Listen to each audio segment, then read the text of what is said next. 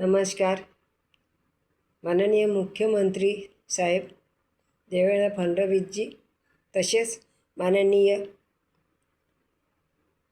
प्रधानमंत्री साहेब नरेंद्र मोदीजी, तुम्हाला हात जोडून आग्रहाची विनंती आहे की तुम्ही हे जो खेळ चालवला आहे ते थांबवा. तुम्ही लोकांना आपल्या विश्वासात घेऊन तुम्ही हे जे काही आश्वासन देता, हे लोक पागल राहिली नाही. जनता काही एवढी भयाड नाही आहे. यांना माहीत आहे का तुम्ही आश्वासन तुम्ही कोणत्या पद्धतीत देता ना. तुम्ही बोलते ते काय करून दाखवता. तुम्ही बोलता एक, करून दाखवता एक. तुम्ही खूप स्कीमा काढून राहिले गरीब जनतेसाठी. आम्ही हे करतो, आम्ही ते करतो, आम्ही ते करतो. तुमच्याच्यानं होत काहीच नाही, तुम्ही करत काहीच नाही. फक्त तुम्ही आश्वासन देता, त्या आश्वासनांना आम्हाला बळी पाडता. तुम्ही काय स्वतः करता का? तुमच्याच्यानी स्वतःच्यानी होते काय? तुम्ही एक ठेके कसे घेता तसे ठेकेदार आहात. तुम्ही बाहेरच्या लोकांना ठेके देता. भारताच्या बाहेर जे लोक राहते ना, त्यांना तुम्ही ठेके देता. तुम्ही मोठ्या मोठ्या ठेकेदारांना हात मिळवून तुम्ही आपली घाडमघोडम करता. हे ठेकेदारी नाही आहे तर काय आहे? तुम्ही ठेके कोणाला दिला? गरीब जनतेला त्रास देण्यासाठी.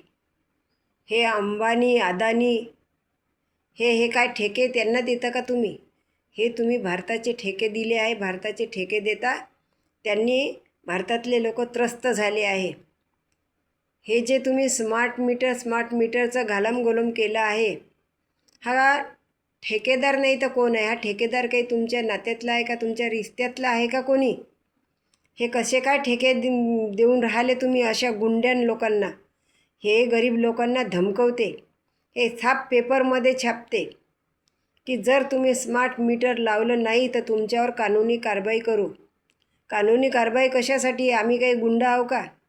आम्ही चोरी करतो का? कोणाच्या खिशामध्ये हात घालून डाका टाकतो का? आम्ही दिवसभर कष्ट करतो, रात्रीची झोप घेतो. आम्ही गुंडे नाही आहे. गुंडे तुम्ही लोकांना पाळले आहे. मग अशा व्यक्तीच्या एखादी आम्ही जर रस्त्यावर उतरलो ना, आमच्यासोबत जर कोणी उभं झालं तर तुम्ही विपक्ष पार्टी करता. आमच्या गरिबा जनतांना विपक्ष पार्टीशी काही घेणं देणं नाही. आम्ही स्वतःसाठी लढाई लढतो. याच्यामध्ये विपक्ष पार्टीचं काय आहे? मग जर तुमच्या याच्यामध्ये बी जर तो व्यक्ती तुम्ही जो त्याला ठेका दिला नाही, तो आम्हाला धमकावून राहिला नाही गरीब जनतेला, तर मग तो विपक्ष जर असेल तर मग तुम्हीसुद्धा आमच्या बाजूने उभे व्हा आणि नारेबाजी लावा त्याच्या विरुद्ध. तुम्ही का गप्प बसता? आम्ही गरीब जनतेला आम्ही किती सहन करणार आहोत. शेवटी आम्हाला रस्त्यावर एकदा उतरावंच लागते.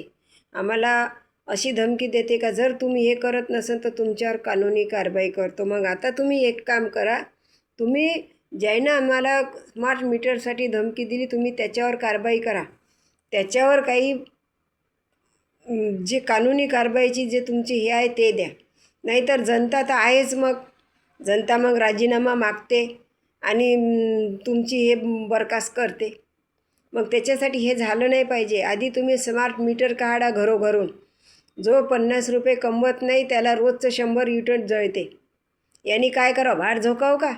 आपल्या पोरांना पोसावं की हे एवढाला महिन्याचं 4-4, 5-5 हजार रुपये बिल येते ते भरावं. आज महिन्याचा 2,000 रुपयाचा किराणा घरामध्ये भरत नाही तर तो व्यक्ती 5,000 रुपये महिन्याचे बिल भरून राहिले. का करणार आहे? तो उपाशी मरणार आहे का? शेवटी आत्महत्या करण्याशिवाय आम्हाला पर्याय नाही आहे. मग हे ठेकेदार असे आणले कोण? हे असे धमकावणारे हे गुंड आहे. हे ठेकेदार नाही आहे. याच्यातल्या कोणत्या नेत्याचा रिश्तेदार आहे हे असे धमकी देणारे? तुम्ही जनतेसाठी बसले आहे ना, जनतेसाठी स्कीमा काढून राहिले ना. हे स्कीम महिलांसाठी, ते स्कीम महिलांसाठी. अहो याच्यामध्ये महिलासुद्धा घरी कमवणेवाला आहे आणि तिला बिल भरावं लागते. हा विचार करू नका. आज छोट्या छोट्या चिमुकल्यानं आपला खेळ जिंकला मांडलेला. त्यांनी आपलं संरक्षण स्वतः केलं. तसं प्रत्येकाला संरक्षण करता येते. ठेकेदार आणून संरक्षण करत नाही. तुम्ही म्हणता बाहेरचे काही बाहेरचे नाही. ज्याच्यावर बितते तो उभा होते.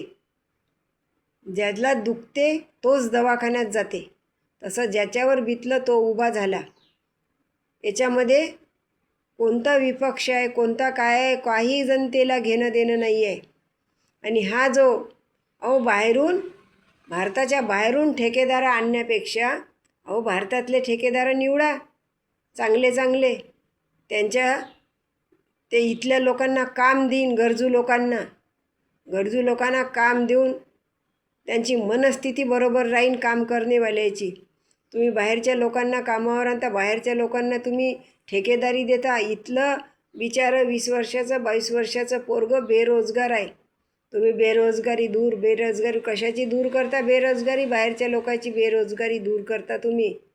आणि इथे भारतामध्ये असे किती बेरोजगार ज्यांच्या हातामध्ये लाठ्या काठ्या येऊन रस्त्याने गुंडगिरी करते. मग का करायचं? त्यांना उचलायचं आणि त्यांना दांबाचं आणि त्यांच्यावर केसा लागू करायच्या.